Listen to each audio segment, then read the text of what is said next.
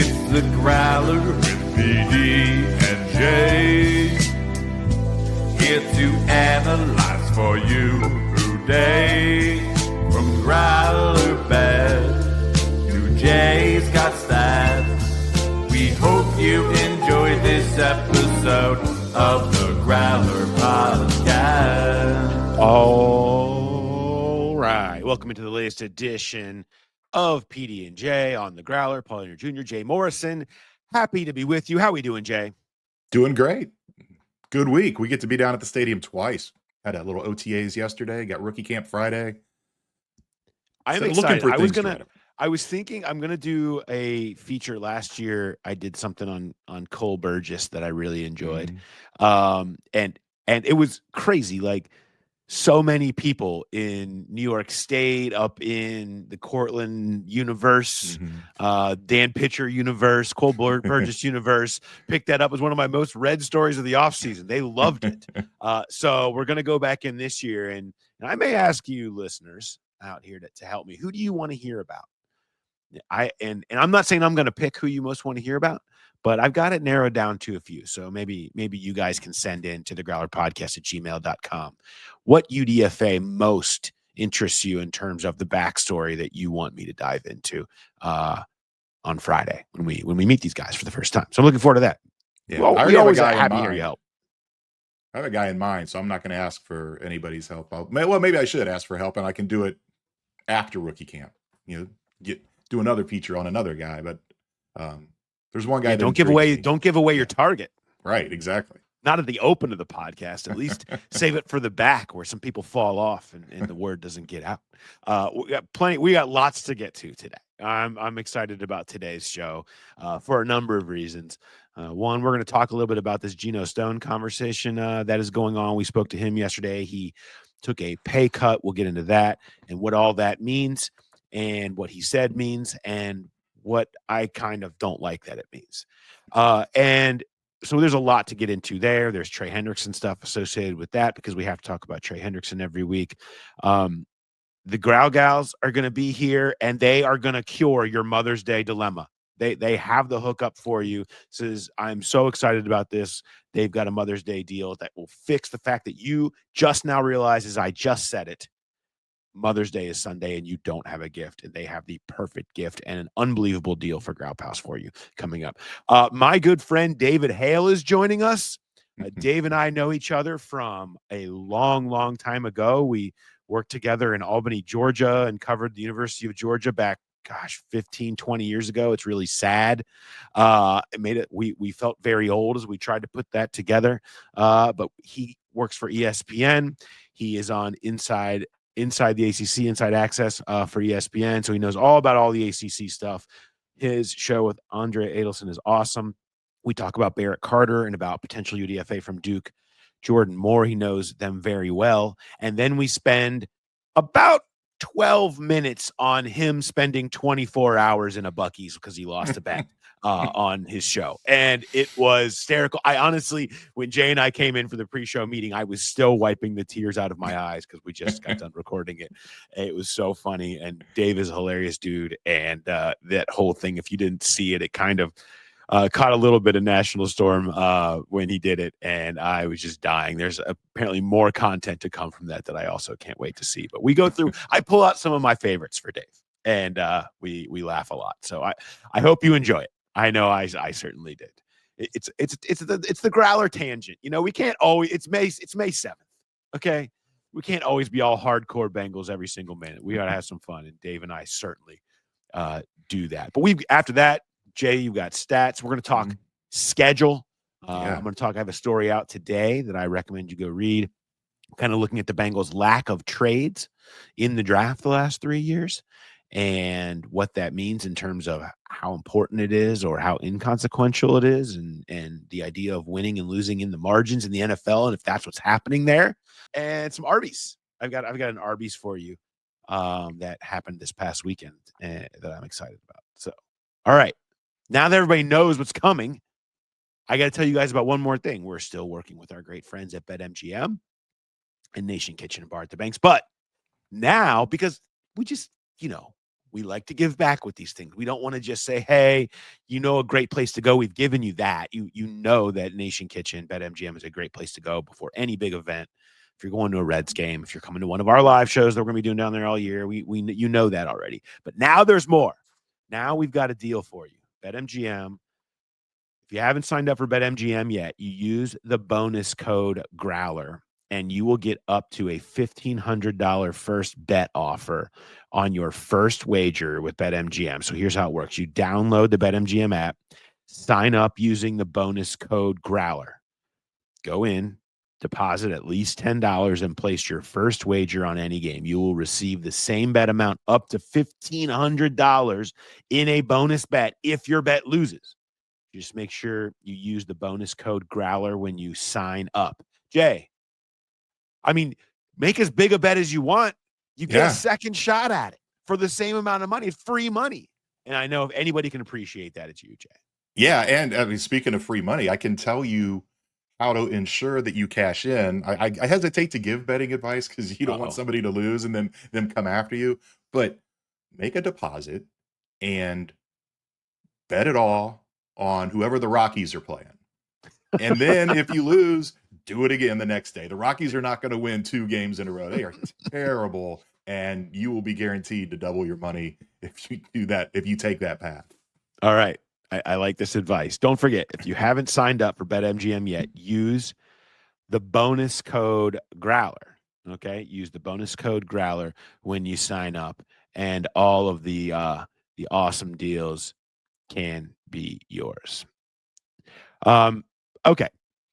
Here's one thing that we can go in a little bit of news here, Jay, and make sure that we cover what's going on. Joe Bocce went to the Colts. Big news. Oh yeah, Lou loves him. The Bocce era is over. He goes. He's one of those that follows Lou Anarumo.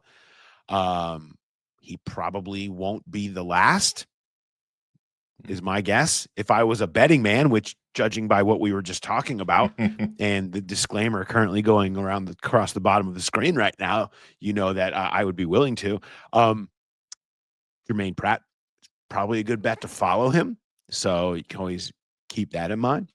But that's the first of that. George Pickens to the Cowboys in a trade for what amounts to a 3rd-round pick and some swaps. Do you have a take on George Pickens to the Cowboys? I have one.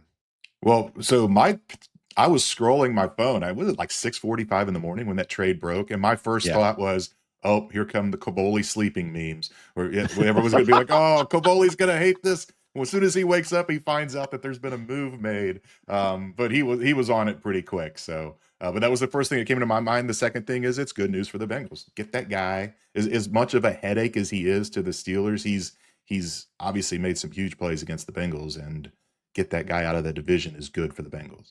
Hot take alert. This is better for the Steelers than it is for the Cowboys. I think they would have probably preferred to have gotten a 3rd-round pick this year. I would say they were trying to get something done before the draft. That's great. This reminds me too much of Stephon Diggs leaving Buffalo. It's like, look, other receivers will come in, and certainly Pittsburgh is good at finding and targeting receivers that can come in and be effective in the system. I'm certainly more concerned about their quarterback situation and their receiver situation right now. They essentially swapped DK Metcalf for George Pickens, and you would take that all day. And Pickens was a headache. He was inconsistent. He was the guy that would just not block on plays and quit, and he was a distraction. And that stuff is just, it's more trouble than it's worth half the time. I would say right now, give me the Steelers to win more games than the Cowboys next year.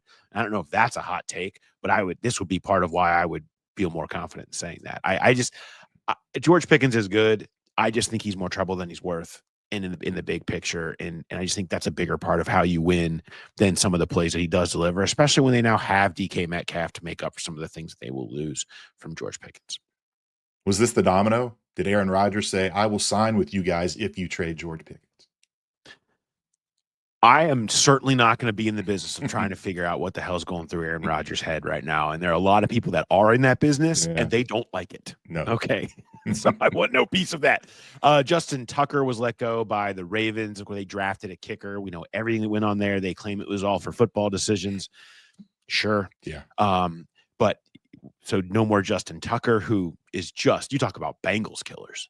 Yeah. I mean, Justin Tucker, he killed a lot of teams, but certainly the Bengals in a big way.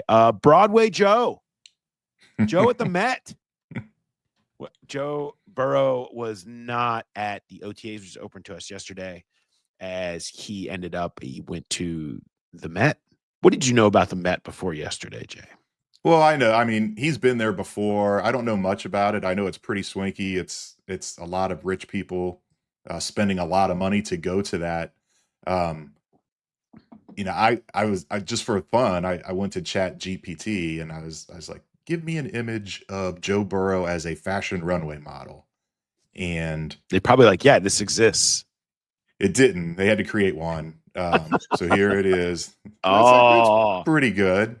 Yeah. So then I was like, well, let's have some more fun. And how about Joe Burrow as the Pope? No.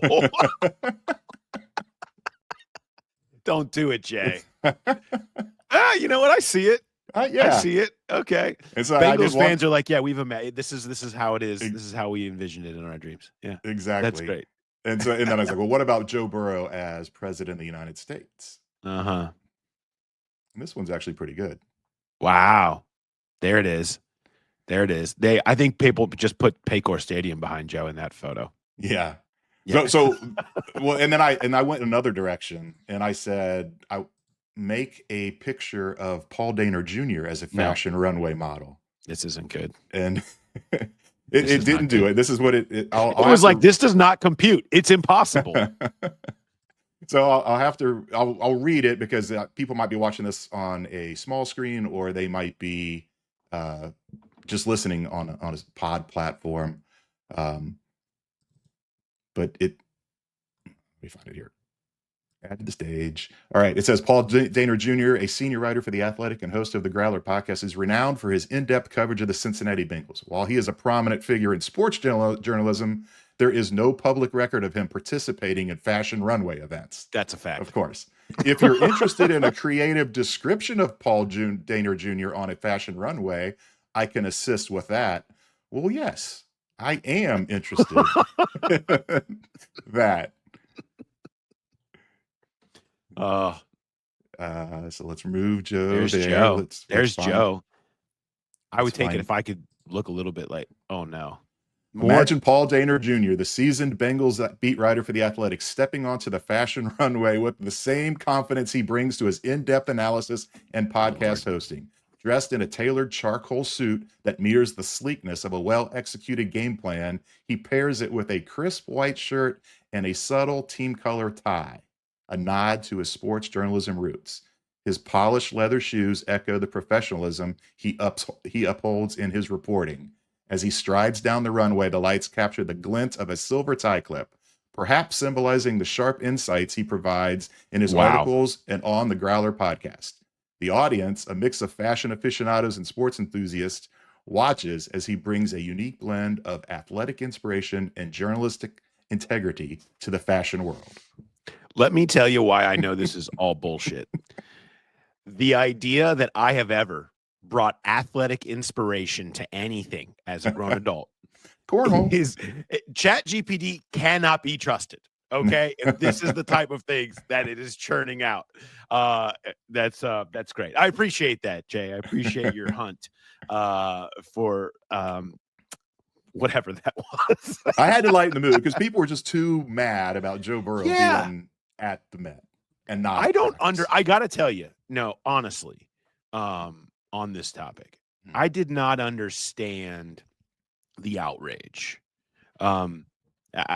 Which I was just, it didn't even occur to me. I'm like, yeah, Burrow's not here. He was doing the Met Gala. I got to use, in injury reports, it always has parentheses, ankle, parentheses, concussion, whatever. I got to use parentheses gala yesterday, which I was excited about after Burrow's name. But to me, it was just a joke. I was like, okay, whatever. You missed this. No big deal. And then you come back and you see people are really legitimately mad about this. I'm like, come on, man. I guess there's maybe just not a total understanding of how kind of pointless some of these phase 2 OTAs are. I mean, he missed – how many throws did Jake Browning make yesterday on air against no defense? I don't know, 50, 40. I mean, do you need to see that Joe can throw against no defense on air one more day to T and Jamar or to Gesicki or to Chase Brown? Like, I look, it's one day. He's doing this thing. Let him do his thing. I don't necessarily like Hollywood Joe as a concept. Yeah. But I'm whatever. He's an NFL quarterback. He's living his life.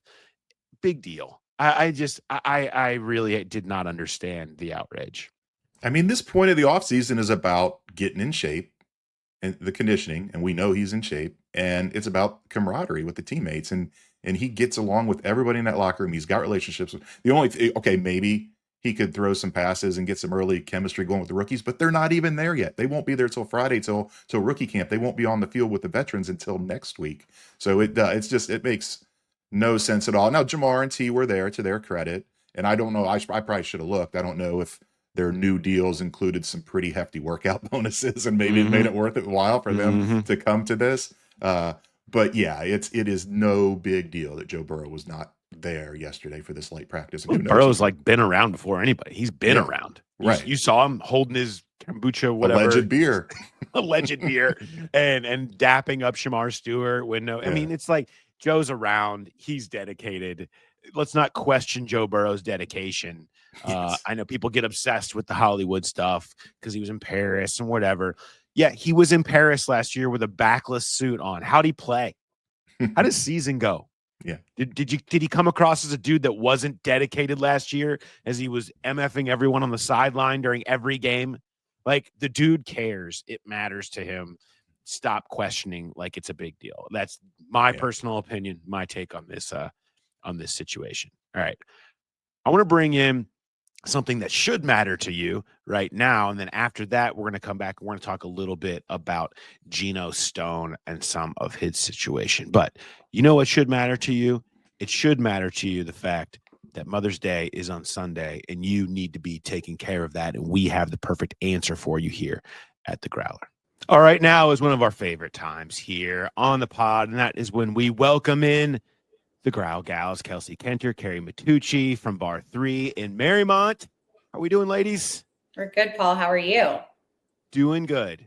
I'm doing very good. I do want to say, here's the thing. The draft is behind us. Everybody's moving on. We got things going on, end of school, whatever, but there are Growl pals right now, and they're sitting here, and they are just now realizing Sunday is Mother's Day. Okay? And they're like, I don't know what to do. And here we are, the Growler telling you, with the Growl Gals telling you that we have the perfect answer. Explain to the Growl Pals how you have the perfect answer for their Mother's Day dilemma, please. Yeah, so we have a fantastic Mother's Day promotion, which is called the Mother's Day Momentum Maker, because we know that Mother's Day gifts might be a little last minute in some situations. And we might end up with a massage gift card, which is great, but it only lasts for 1 hour. And what we're really all about is creating lasting change for the women who come into our studio, which is why we have the Momentum Maker. Why don't you tell them about what it's all about? So we are offering a 5-week program. So first of all, it's the gift that keeps on giving, right? It's not just a gift that's kind of like a one-time deal, right? So Momentum Maker program, it's a 5-week program. You get 5 weeks of classes. You'll take 2 classes a week over that 5-week period. And in addition to that, you will get a visit with our nutritionist, Maggie Huey, who is with Pep Talk Nutrition. And she will meet with you. You will get to do a body scan before, so at the very beginning and at the end, so that you can kind of see your progress as you work through the program, or as she works through the program. And in addition to that, you do get to give her that massage that you were going for. That's so right. You get the massage, and you get all this other stuff that you get to offer her too. Massage and more, plus, an extended period of time. You're so right. I mean, look, the massage gift card is great, right? That's great. I can tell you there's a pile of them in our drawer right now because they become hard to like, when are you going to schedule it? When are you going to do it? But when you build in a routine, it really is. It's a gift that can be that for changing. We talked about this a few weeks ago, and Mark had this question of like, how do I delicately gift? How do I gift, working out, the concept of that? Can you guys, for people that didn't hear it the first time, explain the point behind this and why this isn't just giving the gift of, hey, go work out? Yeah, it's really the gift of time. I mean, it truly is. Our listeners probably have something that they do for themselves on a weekly basis. It might, for a lot of them, be golf, which pulls them away from their home and their family, wives, children for 4, 5, 6 hours at a time. And a lot of women don't have that same opportunity to get out of the house on a consistent basis, move their body in a way that feels good and nourishing, and socialize with people who are in the same stage of life that they are in. It's perfect. It is perfect. And it makes them feel good. And I will also say, because they feel good, then they come home feeling good. And that then bring that home, and then they feel good at home. And then wives are happier at home. They're more happy with their children. Yes. It's a happier household. Right. I will say it is the gift that keeps on giving. I personally am happier when I'm taking class, Kelsey. Absolutely. And I think that even my husband, Eric, will say to me, like, hey, maybe you need to go take a class. Like, you seem like maybe you need some time for yourself. And we have a lot of clients who report that their husbands do say the same thing. Like, have you exercised today? Because it seems like maybe you would benefit from that. You need to go take some time for yourself. And I think that as a mom, it's really easy to put yourself last. So having something that's consistent over the 5-week period is going to set you up. It's why we call it the momentum maker, because it's just going to help you build this sustainable routine that you truly love, that not only serves yourself, but serves your family as a whole. I would say, just as women, we tend to put our kids first. So we are willing to sign our kids up for swim lessons and soccer practice and all the camps and all the things for summer. We've planned all that stuff ahead of time. And we put ourselves at the very, very bottom of the pile. And that's where our husbands need to step in and say, like, here, look, we've signed you up for this camp, this 5-week camp. And you should go do this for yourself, because we know that you'll enjoy it. This is the vessel for Growl Pal guys to prove that you are the sentimental, caring, thoughtful husband, son, whatever that you think that you are, that you've always wanted to be. This is a vessel to help prove that, so you can do that. What's our deal that we're giving to the Growl Pals? Well, the total package in value comes in at like $850 with all of the things that you're getting. The Growl Pals are going to get it for $349, which is the price of a class package. And then in addition to that, if you let us know that you're a Growl Pal, we've got some Bengals merch for you that you can rock all through the summer and into the season. Love it. I'm throwing in for the Growl Pals a Growl Pal t-shirt. I got one behind me back here. A Growl Pal t-shirt. If you haven't had one yet, you need one of those. I'm throwing in a Growl Pal t-shirt. If you get one of those, contact Kelsey and Carrie at Bar 3 in Marymount. It's right down by Kroger. A great spot. Email them, Marymount at bar3.com. DM them at Instagram at Bar3 Marymount. You can hit up the QR code, or you can go to their website. Is there any other way that you would like them to get in contact with you for this deal? Because it's run to the phone time as far as I'm concerned. Like, this is like, go to the computer, sign up, go down to the studio in person and sign up for this, because this is an unbelievable deal you guys are offering. Yeah, I think probably the easiest way to get in contact with us is to send us an email, and then I am happy to follow up with you and get you set up with the perfect Mother's Day gift. Marymount at bar3.com. Yeah. Check them out. Growl Gals, this has been awesome. Thank you for what you're doing for all of these husbands and sons and Growl Pals, and all the women that listen to our show that now know about this great place to go and check that Mother's Day box. They're looking to do that for Sunday. You guys have a good one, and happy Mother's Day to you too.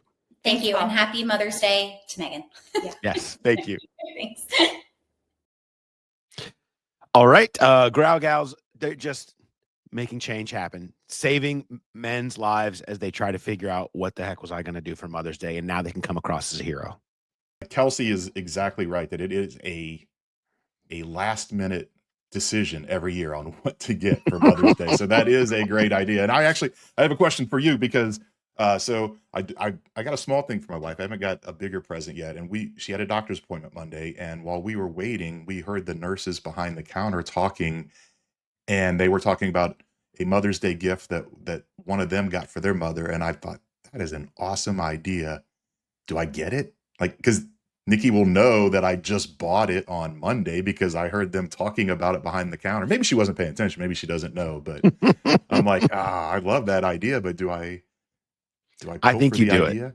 I think it's okay. I think it doesn't matter. It doesn't matter as long as it gets in under the wire. That's what I'm saying. That doesn't matter. As long as it's a good gift, it's in under the wire. It doesn't matter when you adjusted and when you didn't adjust. I think as long as you deliver at the end, that should be all that matters. All right. Well, it's on Amazon to get it here by Sunday. Yeah.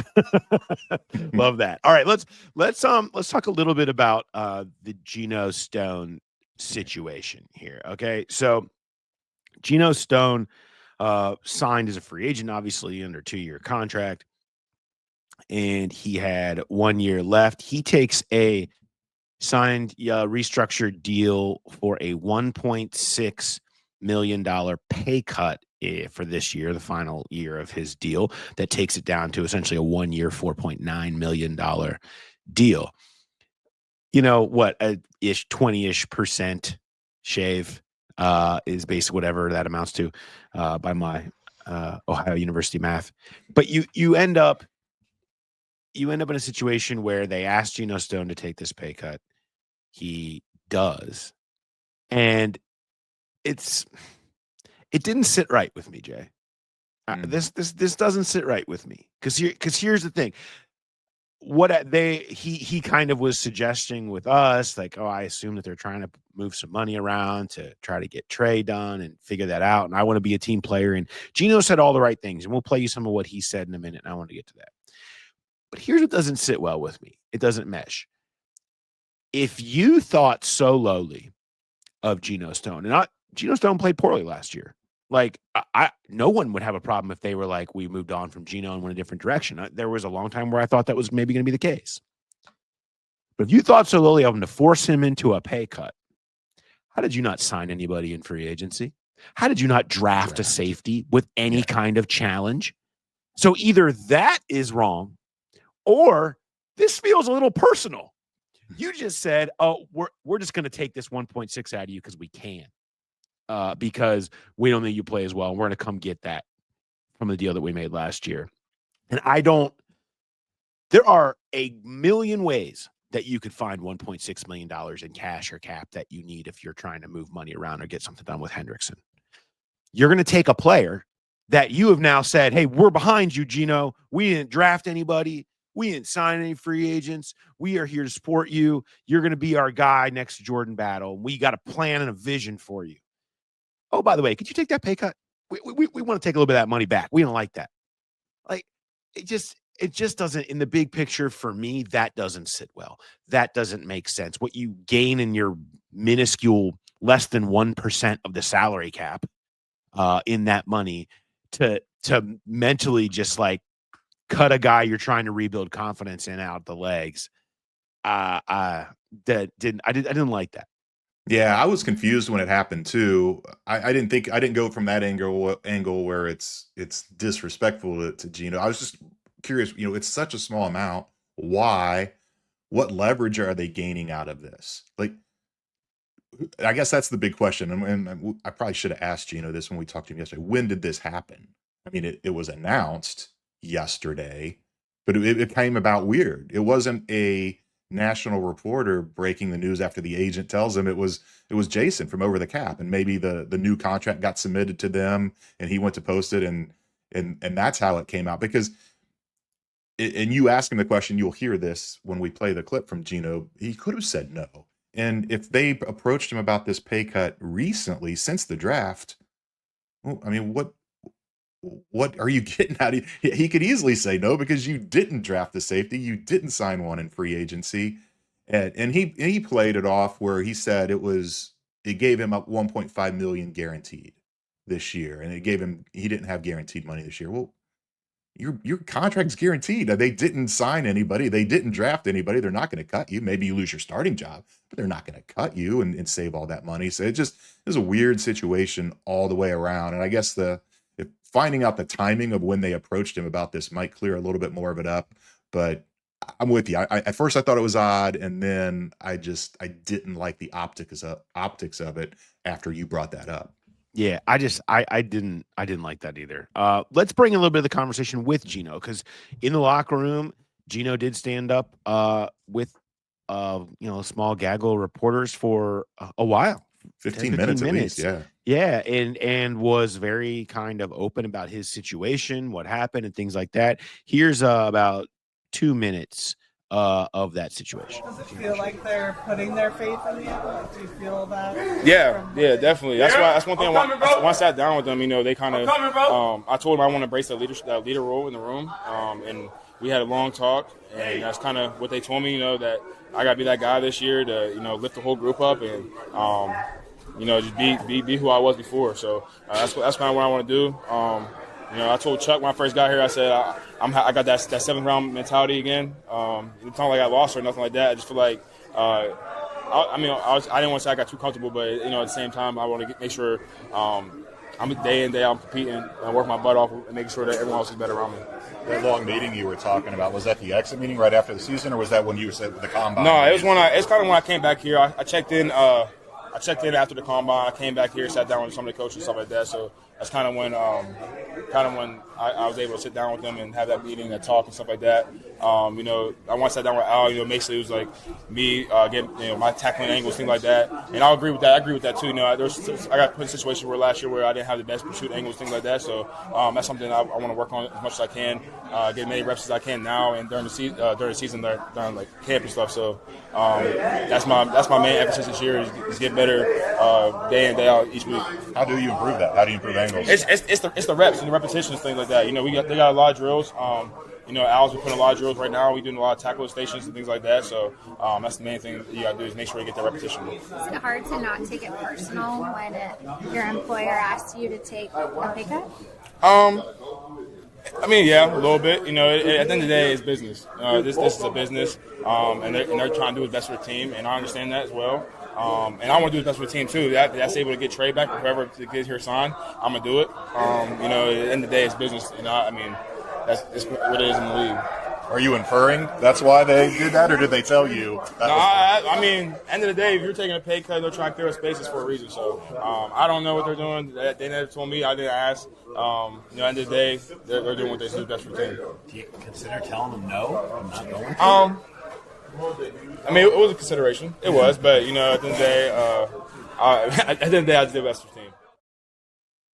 Yeah, it was consideration. I bet it was. Yeah. I bet it was. No, kick rocks. Thanks, but no thanks. Yeah. Yeah.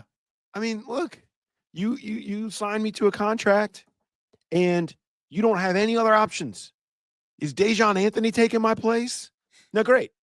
Maybe they held Justin Simmons over his head. Maybe they're like, look, Justin Simmons is online too. And we'll call him. He also missed a lot of tackles last year. But we don't care. We can bring him into the system, or maybe one of these other available safeties. Maybe they use that to try to get his number down, and said, "Look, we're going to pay a safety $5 million next year, whether it's you or somebody else." Mm-hmm. Maybe they did that, and I don't know. I don't really like that either. Like, I get it. You know what? It is a business, and I know Bengals fans are like, "Wait, we don't like Geno Stone, right? Like I don't like Geno Stone, so I don't care if they take it. I don't like coming back after somebody's money. It feels personal at 1.6. I'd rather you came for 4. Come for 5. Like when Joe Mixon, right? He had a pay cut that he took. He had situations that he was in off the field. A lot of people weren't happy with some of his stuff on the field. But it was a big number they had to get down. You're talking like $5 million pay cut. That's where it makes more sense. It's so small. Right. There's so many other ways to find or make that money up, if that's really what it's about. And if, by the way, if $1.6 million is the difference between you and Trey Henderson, what the hell's happening right now? Right. Like what is happening? So I just all of it doesn't really sit super well with me.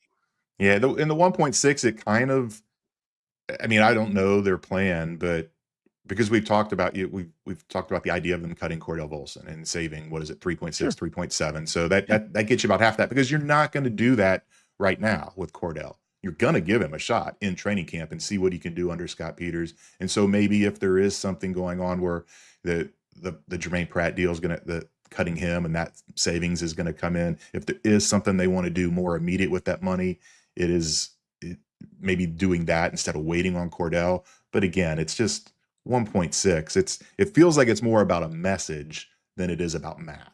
If you needed the money, remember when we talked about how much they didn't get in the way that they did the Jamar and the T deals, or any number of restructures you could do if you really wanted to, or you could just call Joe and be like, hey, Joe, yeah, I know it sounds loud in the background there. Where are you at? After party? Okay. Can we have 1.6? Yeah, sounds good. Right. Like, I just feel like it's just, all of that I didn't super like, but there's other parts of this. And by the way, there's no update on Trey Hendrickson's situation right now. Oh wait, I can't, miss an opportunity. We got to make sure. Like sand through the hourglass, so are the days of our lives. Yep. Make sure we always get this in. No update on the Trays of Our Lives situation right now. For all this talk of, moving. Look, they're moving money around. Zach Moss, Geno Stone, the Pratt trade or cut is going to happen soon, right? It's going to happen soon. They just think they're just poking around a little bit on trades a little longer and seeing what they could do. That money coming up. So there's a possibility. I do think there's still some hope there, but there's no updates. Nothing's happening. So that kind of sits there too. So if you're thinking that, that means something's imminent, that doesn't feel that way right now. It feels like two sides staring at each other, wondering who's going to blink. And so we'll just keep playing the music as we do that. All right. But another part of this conversation that came out was some of the stuff, and this piggybacks off of some conversations that we had last week. And that was with Logan Wilson and a number of defenders about Al Golden and the change and what really happened last year and why what Al's going to do this year can be a solution and simplicity. And you hear Geno talking about, quote, I got put in a situation where, tackling whatever. And this came off last week. Logan Wilson was talking about, there comes a point where it's just too much in terms of some of the complexities of what they were doing, and guys were confused, and it just needed to be simpler and no gray. Lots of talk about no gray, black and white. Everything needs to be clear, simpler. What we heard about the last 5 games last season, and seems to be almost not solely, but in a large part, what they are banking on right now will be the difference for all of these young players is being able to play fast due to simplicity and no gray. I thought about not even wearing gray today because it's too confusing for everyone, but I'm in my gray. I mean, we know, we've talked about it. Lou has talked about it, about how much he doesn't want to play youngsters. And I think that's a big reason why. It's not because they can't play. It's because they can't grasp all the complexities and all the if this, then that stuff that goes on within a play. And so, because we heard Geno say it there on the clip we played, and he said it one other time earlier in the conversation about I got put in a position, and then he like quickly kind of backed away. Is like, it's all on me. I'm not putting it on anybody else. But I do think that was a big part of it, was the whole scheme that Lou was running, and too stubborn to get out of it. And then when he finally did get out of it and simplify it, they played some weaker offenses, but you saw the defense play better. And you're right. I think that is what they're banking on, because they are banking on a lot of young guys. So not just not just making it simple for simple's sake, but making it easier for these young guys to get in. And then maybe once they start excelling, you can start adding some more things in and being a little more complex. But like you said, it was things people were talking about last year toward as they were winning and going down the stretch, and it has just continued on into this offseason with Logan last week and then Geno yesterday. Yeah, the full scapegoating, and I think it is makes sense where everyone's kind of trying to explain what happened. And obviously, it was awful. It looked awful on the field. Imagine how bad it looked behind the scenes and in the film room and in those meeting rooms. And I think you're seeing that a little more comfort in discussing that happening right now. The line stuck out to me from Geno. I'd never been in a scheme like that, talking about one that had so much complexity. And I think he felt like he wasn't able to kind of play like himself. So they have a vision for him, and that vision involves him taking a pay cut and being here as their starting safety. But we believe in you for 20% less. And so that's where that's at. All right. Speaking of the young guys that are coming in and needing to get better, let's get to my conversation with my old friend who knows all things ACC, David Hale. For those of you watching on YouTube, thank you very much. Always appreciate you. Make sure you're hitting the bell, getting the notifications when we do new stuff. We are going to have a Who Dey live coming to you. We're doing another live show on the night of the schedule release on the 14th, Wednesday the 14th at 9:00. We will come on live and we'll be discussing all things schedule release, having some fun with that. Myself, Jay, Mark, Mo might pop in with some thoughts. We'll see. You know how it goes. We never know who's going to totally stop by. So that's going to be fun. Looking forward to that for our YouTube folks. So make sure you are getting the notifications from when we do that and following along, and tell your friends. We can help grow the channel and do more stuff for you guys. You guys are so important to us that we were doing that podcast. We were delaying our Survivor watching on Wednesday night to come to you guys live and talk about the schedule. I know. And it's like the best part of the season too. It's the heart right before you get to that like final five. I love the anywhere from 9 to about 6, where they cut from alliances crumble. 6. The real chunk, the real good entertaining chunk of the season. And this has been a good season. So there you go.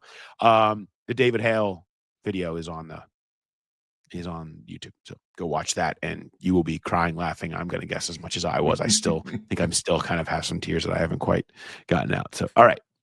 Let's get back into it, shall we? All right, much thanks to Dave for joining. I hope people appreciate. Dave is one of my good friends, and we rarely have an opportunity to catch up because our paths don't cross because of. I laughed at something that he said about his time in Buc-ees was like, much like the ACC in this case, there are no winners. So we don't get a chance to catch up all that often. I told him before the draft process this year I was going to try to find a reason to bring in his ACC expertise. I never did, and then they took Carter, and I was like, yes, Clemson, here we go. I can find a reason to bring Dave in, and it was great. So appreciate him coming on, and hope you guys all enjoyed it as much as I did. And maybe that was one for me, guys. You know what? I get an interview for me sometimes. Okay. That's one. All right. I have a story up today on the lack of Bengals draft trades. And it's something we've discussed in different ways around here. But I just kind of wanted to shine a little bit more light on it as we kind of could pull back a little bit more time of what's been happening and some of the trends of this draft and some of the moves. And if you listen to the Potts episode, which I highly recommend going back and doing that from our live show at BetMGM Nation Kitchen last week, he talked about the trade scenarios, how they had a bunch of them on the table and chose not to do so. And he said, that's the decision that Duke has to make. And he decided not to make those decisions to move. And they had conviction on the player, and they love the player, and they're going forward. And the second and third round, they had chances, and they chose not to do so. This marked 16 consecutive stick and pick selections, Jay. Like in a league where in this past draft, 53% of all selections were traded at some point. And just on draft day alone, the last 3 years, just during the draft, the last 3 years, there have been 107 trades. The Bengals have been part of one of those. They are sticking and picking. They have a conservative style, and in this young, aggressive GM world, they are in the minority in a more conservative nature of sticking and picking. And my kind of question, I recommend going and reading the story because I kind of lay it all out in a bunch of different ways. But I think the end question that comes up is this all about the sizzle and not really the steak with these young GMs just kind of trying to make themselves look cool, and how much difference does it really make in their ups and downs and pivoting and all that stuff? Or is this a prime example of what we talk about when we talk about the Bengals losing in the margins sometimes? And I there's probably both as an answer there. I think they need to be a little more aggressive. I don't think they need to have highlight videos of Duke Tobin on 3 phones at once, like working the lines like you see some of these other teams do. But I think when you come away from a draft and say, man, how did they not address defensive tackle? Man, how did they not they just need one more pick? And you say, man, they had offers on the table, and to not do it, it's a really fair discussion right now about how much that conservative style, particularly of late, is impacting their ability to win on the margins. And that's just it. That's the surprising part of it. You meant as of late, because it's not like, oh, they've never done it. They've been heavily involved in trading for I don't know, maybe the last decade before this 2-year run. We've seen them make a lot of moves, a lot of the second round trade backs, but then they moved up. They never used to move up at all, and they've done that a few. They did for Cam Taylor-Britt. I think they did Ryan Finley. That one didn't work out, but that's the surprising part, is because last year with 10, it made all the sense in the world to package something to move up somewhere, and then this year with only 6, it made all the sense in the world to move back and try to get the extra pick. And they didn't do it. And so that's the surprising part, is it's not something we say it all the time with this franchise. Oh, it's just not the way they do things. But that's not the case with trading. They do trade. And for whatever reason, these last 2 years, they haven't. And, with what you said with the sizzle instead of the steak, it is one of those things where it's really hard to second guess, because you don't know what was offered, what was on the table. You can second guess the trade back and the Jackson Carman situation, because that was a fiasco. But in most cases, it's really hard to second guess what you do or didn't do, because there's just too many variables, and you just don't. It's not concrete. Would have been this if you didn't do it, as opposed to it was this because you did it. And you said what, 16 in a row? Is it actually 17? Did they stick and pick with their 7th round pick? I didn't feel like throwing DJ Ivey into the mix, the 7th round of the previous draft. Yeah. But so that is, that's a lot. And especially when you see what all these other teams are doing. Yeah. When I kind of wanted to dive further into it when we had Mike Sando had our piece on The Athletic with execs kind of talking about each draft, and we had our graphic people. They added little extra elements this year, and it had the pick and if it was traded and where it came from. And you look at, Nick Caserio has had 36 picks in the last 4 years, and 31 of them have been traded. Like he trade every pick. It's movements up and down. He talks about pivoting and being aggressive and knowing when to fall back and movement all over the place. Inevitably, you're still taking a player, and you're going to be judged by the players that you get and what goes on the field. But the ability to adjust on the fly is a big part of some of the newer aggressive GMs styles. And hell, Howie Roseman, who's the talk of the league, the man, he's got the league in his palm of his hands right now, 2 titles, and he's wheeling and dealing. He's in on every deal, and he makes them all the time. His aggressive DNA has been a big part of what he's done, and that's been aggressive in trading, aggressive in early extensions, and so many things where even Joe Burrow, I see the way the Eagles do it. That looks good, right? I think that goes for more than just talking about early extensions and using money in void years and things like that. That's the winning in the margin stuff. And that doesn't mean that some of it isn't overrated. I think some of the constant moving in the Caserio crap is overrated. But I think if you go multiple years where it felt like you could find ways to make the draft work for you a little bit better, and you don't do it, and the rest of the league is operating like you are, there's a potential for a disadvantage there, and we'll judge later on. Whether that plays out for the best or not, it'll come down in a lot of ways to Dylan Fairchild and to Demetrius Knight. Yeah. But it's hard not to look at that and say, man, there were some missed opportunities there. But read more about that story. That is up now on The Athletic. I kind of dive a little bit into that. Jay, you got some stats for me, or we want to talk some schedule release? Yeah, I've always loved the schedule release, and so I was kind of taking a little bit of a stat approach to it this year. I was curious. First, who is the Bengals' most common Week 1 opponent? Oh, care to take a guess? Ever, and all time. Well, I mean, I would assume it. Although I don't feel like I remember a lot of divisional games in Week 1. Where you would assume divisional would be your best shot. But I don't feel like I remember a lot of divisional games in Week 1, but I would say divisional. I'll say the Browns. Yeah. Browns 8 times. Broncos second with 7. How about that? They used to be in the same division way back in the early 70s. But Broncos on the schedule this year. That's could be Bengals at Denver in Week 1. Ravens in 3rd place with 5. Most common primetime opponent. Who do you think that is? Steelers. Yeah, 20. Next closest is 9, and it's not a division team. It's the Dolphins. Again, on the schedule this year. If it's not in Spain, maybe that's a primetime game. You got Ravens 8, Browns 8, and then Oilers/Titans, who used to be in the division 4. And then I counted the DeMar Hamlin game because it was scheduled, and so Bills 4. So those are the leaders. There was a point in time in the 90s, Jay, where it was the only way the Bengals could. Well, first of all, they were not on Monday Night Football, but you couldn't get them into prime. The only time you ever got them into prime time was if the Steelers were involved in some capacity. Right. That was it, because it was the only way the Bengals could be marketable. It was I guess this is kind of a rivalry. We should probably throw them on TV. and I looked too, just out of curiosity, the most popular week for the Bengals to appear in prime time is. I thought this was interesting. Is Week 15.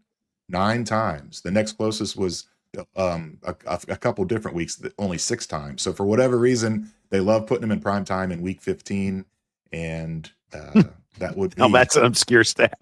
Yes, it is. But 9 times is a lot. So it is a lot.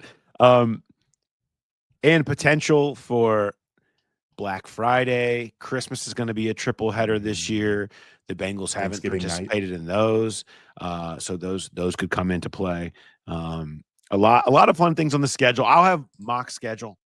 I'll have my mock schedule coming out next week. Mo was very excited. I was on to him yesterday in our normal spot on Tuesday. He's like, "Oh, when's the mock schedule coming out? I want to base an appearance on this." I do love doing the mock schedule. It is one of my favorite things to do.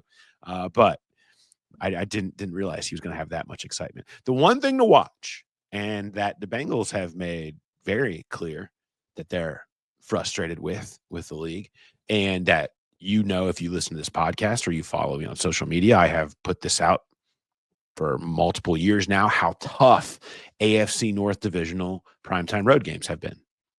The road team doesn't win. They just don't, no matter who it is, no matter where, no matter time of year. It has been a losing proposition, and the Bengals have continuously ended up in these divisional road games, specifically against Baltimore, and then primetime road games in general. Last year set the record, right, Jay? Yeah, most in NFL history. Most primetime road games, which is really personal for me, because there is nothing worse than having to travel back from a road primetime game. It's just the worst. And we had to do it 5 times last year. Just obnoxious amount. So I'll be looking at, and the Bengals will be closely tracking that, because it's been an issue. And the NFL can't claim now that they're not aware. Maybe they were before, but they are now. Yeah, and look at this. This is the home and road splits in divisional primetime games since 2021. Okay. Bengals 0 at home, 5 away, all the way down at the other end. Ravens 5 at home, 0 away. That is cushy. Now you look at the Browns and the Steelers, both 3-3. They've had even splits. A lot of teams pretty evenly split. but that is glaring that the Bengals owe 0 home games since 2021 against division opponents in primetime. Let me ask you this conspiracy theory over an hour into the podcast hot takes, right? I'm going to warm my hands on the mic a little bit. If the Bengals had been treated right by the schedulers last year and the Ravens game swapped, where the Bengals game at home was in prime time, and then the Ravens home game was at 1:00 on Sunday, do the results flip? Did the Bengals win both of those games, which were just decided by a hair? Did the results flip, or is that inconsequential? I don't know. I would argue that they flip. When you're talking about, a truly one snap difference. Yeah. In both of those games, overtime.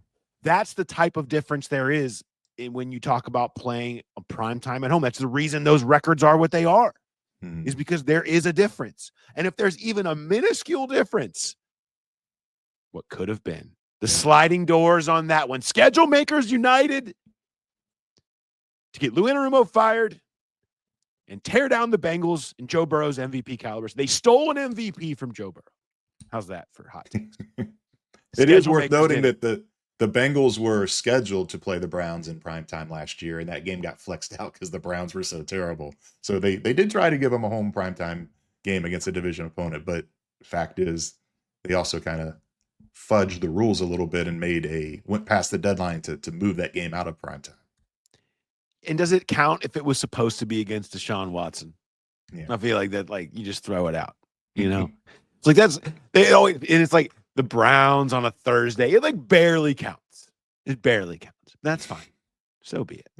But that'll be something certainly to keep an eye on when we get into schedule release. That is next Wednesday on the 14th. And we will have our Who Dey Nights live at 9:00 that we'll be doing. That show will also be posted in the audio feed, but you can watch it if you see the schedule come out and you're all excited to talk about it. You just want to just really dive into Bengals. We'll be on, myself, Jay, Charlie, Mark. Well, Charlie might be doing some Reds. Reds are playing at the same time. Mo might pop in. But we're going to be talking schedule release live on YouTube at 9:00 for Who Dey Nights. So make sure you check in that, or wake up Thursday morning and listen to the shows. We break down all things schedule release. I think because we're going to do that in place of Who Dey Light that week with Mark. So I think we might throw in some dad life at the end of it. I think you might have some good dad life you could throw in for us, Jay. You can be our sensei in this. You've been through the wars. You've come out the other side of dad life. We've still got the young ones. Maybe you can offer up some sage advice for us in our dad life section that we'll do at the end of that. Yeah, I don't know how sage my advice will be, but I'm still experiencing new things as a dad. My daughter's going to get married in 3 weeks, so that's something new. Then I'm like, whoa, almost fell off my chair. So that's it almost made you fall. Yeah, I was like, I guess I need to write a father of the bride speech, don't I? Oh. I need to get started on that. So there's being a dad never ends. Send your father of the bride speech tips to the Growler podcast at gmail.com. Help Jay. And we know that the real ones are listening right now as we're $1:20 in, the real ones. So that's who we want the advice from. So send your tips in to the Growler podcast at gmail.com. Help Jay out. He's got a big speech to give. Unless your advices don't have any alcohol, then don't even bother sending that in, because that's not happening.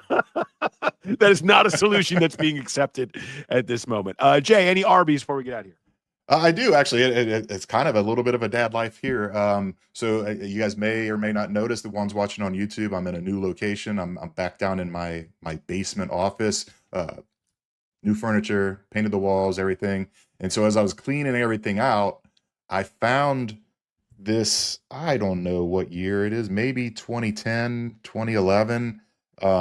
I found a Christmas card that we did. And what I did is, one year, the Bengals, I was at a Bengals game as a fan. It was before I was covering the team. And Who Dey was posing for photos at halftime. So I went down to the bottom level where he was doing it. And I was like, I don't want a picture with you. I just want a picture of you. And he's like, what? He didn't talk, but he did it. He took a picture. And then I took that picture and superimposed him into our living room with the Christmas tree and put the kids in it as well. And that was our Christmas card that year. And I can't tell you how many people are like, how did you get Who Dey to come to your house? But I when I was cleaning out my office down here, I found a folder and it has all of our old Christmas cards. And I saw this one and I was like, oh, that is perfect for an ARBIES. Gold. That is awesome. That is great. You know what? Even back in the day when people weren't really photoshopping, you were photoshopping. Oh yeah. All right. Yep. Before everybody else. I love that. I have one. So we had, Jay, you and I were both there was an interview session. Well, we talked about Logan Wilson earlier, who we were talking to last week. And then when it was done, we were just kind of BSing with him, asking about, he had gone to Sam Hubbard's wedding and he saw DJ Reader there. And we were just and he said, oh, I'm going to the Derby this weekend. And he said, I'd never never really done horse racing at all, but a bunch of my buddies said, hey, you're so close. It's a bucket list thing. We got to do it. So I'll let you know, have a review. Okay, sounds good. And I was telling him then, I said, well, just so you know, my opinion on this is, one, the Derby is something special. I've been to Churchill. It's fine. I have zero complaints about Churchill Downs. Outside of the neighborhood's a little dumpy. Keeneland is amazing. I'm a Keeneland guy. I am a Keeneland loyalist. I think it's one of the greatest places on earth, and certainly number one for me when it comes to horse racing, right next to like Del Mar if you want to go out to California. But in terms of this area, Keeneland is absolutely amazing. He's like, okay, keep that in mind.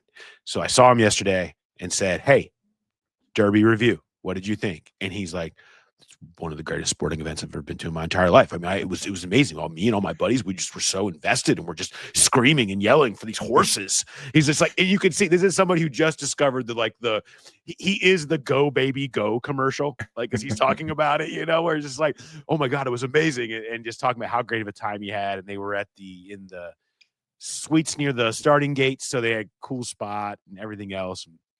Which I was like, wow. I was like, so I guess you got to get into Keeneland right now. He's like, we've already booked that. Already booked it. It's like that combined with everybody's telling me about Keeneland, like, boom, already booked, already set. So I doubt he'll be at the fall meet. But I assume next spring, maybe one of those Saturdays, you will see Logan Wilson screaming "Go Baby Go" at Keeneland, because he might have caught the bug at the Derby this past week. They're not all going to have that kind of pageantry. No. I will still take Keeneland on a beautiful Saturday in the spring over just about anything. You mentioned Logan. I want to throw this in too, because I grabbed him in the locker room too, because we talked to him last week and I forgot to ask him about this, but his charity softball tournament. This year it's on a Wednesday night. It's Wednesday of mini camp, which is unusual. I was like, why did you do that? And he just said that all the guys will still be in town and it's easier to get guys to come to that. There were a lot of guys there last year. It was on a Saturday after mini camp had wrapped up. So if it's a great cause, it is a lot of fun. The guys will take pictures, the players will take pictures, sign autographs. It's a really relaxed atmosphere. And it's really fun to watch professional athletes compete in a sport that is not their sport. And you feel like, oh, I could take some of these guys in this sport. Like, any of you guys that play softball out there regularly, you will be surprised. The way they throw the ball is a little awkward. The way some of them swing is a little awkward. The way they run the bases is a little awkward. So, but it's for a great cause, for Logan's charity. And I just want to throw that out there. It's a Wednesday, June 11th. And Logan said he's doing it on Wednesday night to try to get even more of his teammates there this year. All right, Growl Pal spotlight on that one for us this week, and we'll probably do that again in a future week as we promote that a little bit more. Support that, get out there, great cause, and a fun event. So, yeah. All right, thanks everybody for listening. This was a fun one. Appreciate David Hale for joining and making me laugh for 15 minutes, and the Growl Gals for giving all of you guys solutions to your Mother's Day problems. Happy Mother's Day to all the mothers out there that listen. All right. Thanks, everybody, for listening. We'll talk to you next time. Have a good one.